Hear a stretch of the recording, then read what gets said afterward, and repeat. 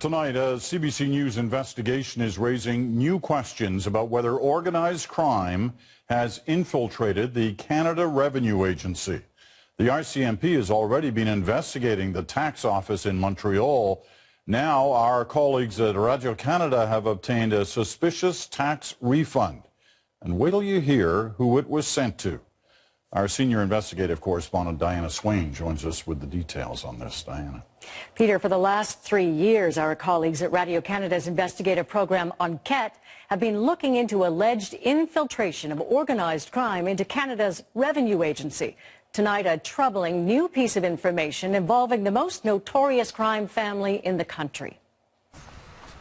It could be said that Nicolas Rizzuto hid in plain sight. For years, he was widely known as the head of Montreal's mafia. But it wasn't until 2006 that he was arrested in a massive police raid and charged with racketeering.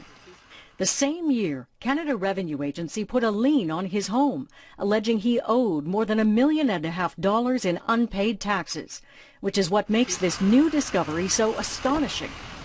CBC Radio-Canada has learned that while in jail in 2007, CRA authorized this check be cut to Rizzuto, a tax rebate for nearly $400,000. Jean-Pierre Paquette spent decades as a CRA investigator in Quebec who worked on every major mafia investigation there, including the one that led to Rizzuto's arrest. He says the mafia don's name alone should have set off alarm bells within CRA. He suggests the fact that check got through means organized crime may have gotten through to someone in the Canada Revenue Agency. C'est sûr que le nom là, a été beaucoup publicisé suite aux arrestations. Puis je veux dire, regardez, c'est pas M. Joe Blow, là, quand même, là, on se comprend bien. Là. Mais par la suite, là, je veux dire, oui, il y a des filtres. Oui, ça prend des approbations tout au long du processus. Alors, c'est peu probable que ce soit une erreur, selon vous? Si on regarde ça de cet œil-là, là, je me pose de sérieuses questions. Paquette says there's no way that check should have gotten past CRA's internal controls. Entre autres, je me souviens très bien que la maison personnelle de M. Rizzuto avait été saisie, des comptes de banque, ses certificats de dépôt. Je sais que le compte de M. Rizzuto, d'après moi, n'était pas entièrement payé au moment là, de l'émission de ce chèque-là. Ça me laisse très perplexe sur la validité d'un tel remboursement ou d'une telle opération de la part de l'agence. It was Paquette who went to Rizzuto's home insisting the check be returned.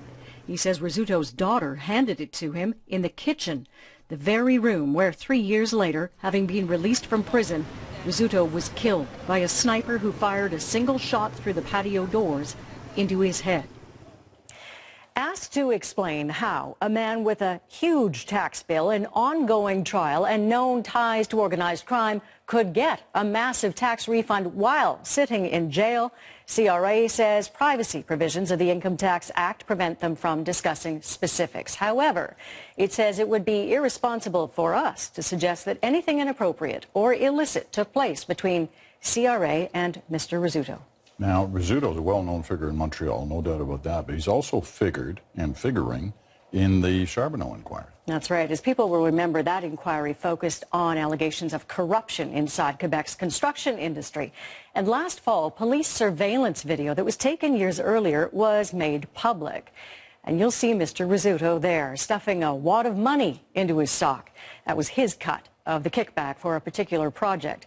With tonight's revelation, questions about the true scale of his reach in Quebec are likely to be asked now, Peter. All right, Diana, thank you very much.